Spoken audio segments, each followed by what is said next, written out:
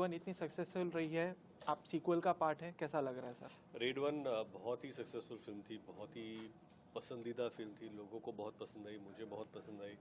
और राज जी ने डायरेक्ट की है, Ajay of course is the main protagonist of the film.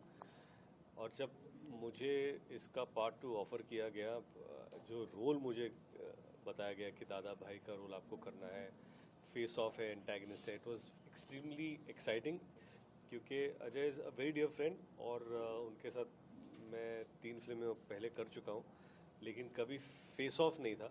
हम हमेशा एक ही टीम में थे। इस बार अभी आमने सामने है तो उसका मज़ा कुछ और है। नहीं, when there is an actor like Ajay who is also a friend but a fantastic actor, जब इस तरह के एक्टर सामने खड़े होते हैं तो यू नो तो वो आपका भी काम अच्छा हो जाता है। क्योंकि क्या होता है कि जब सामने इतना अच्छा काम कर रहा है तो it makes it even exciting for you also to give your best. तो people like Ajay who are always at the top of the game, और जब वो स्क्रीन पर होते हैं तो आपको ऐसा लगता है कि नहीं, आपको पूरी मेहनत करनी है ताकि आपके वजह से सीन नीचे ना हो जाए। तो उसके वजह से मुझे लगता है कि अच्छा काम करने की कोशिश की। सबसे पहले स्क्रिप्ट, जब भी कोई मैं फिल्म देखता हूँ तो मैं ये जानना चाहता हूँ कि स्क्रिप्ट क्या है, कहानी क्या है, और मुझे कहानी बेहद पसंद आई। ये सिर्फ एक रेगुलर रेड नहीं है, बड़ी ही पेचीदा चीज़ है।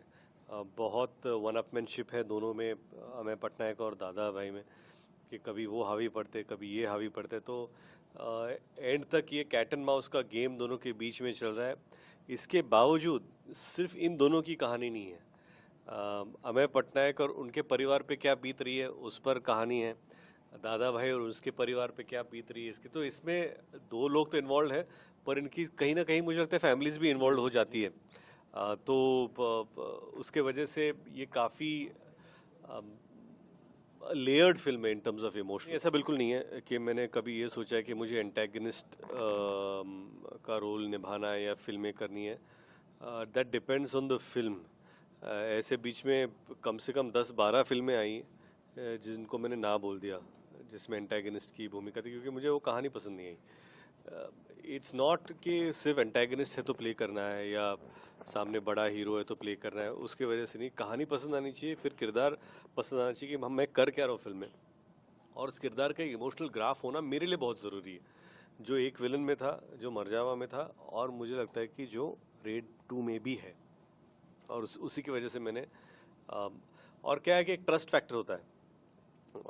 राज सर के साथ मैंने पिल सीरीज़ की थी, अब जाके जब रेड कर रहा हूँ तो मुझे लगता है कि I know for the fact that मैं जो भी काम करूं मुझे मॉनिटर देखने की ज़रूरत नहीं है, ना ही मुझे एडिट पर जाने की ज़रूरत है देखने के लिए क्या काम हुआ है। ऐसे नहीं कि एडिट पे जाने की ज़रूरत होती है, पर होता ना कि रे कुछ सीन दिखा दो, मैं सीन भी नहीं देखता, मैं मॉनिटर भी नहीं देखता, because that is how much I trust Raj sir. नहीं, मेरे जानकारी में जितनी भी रेड्स के बारे में मैं जानता हूँ वो सारे न्यूज़ में ही आते हैं।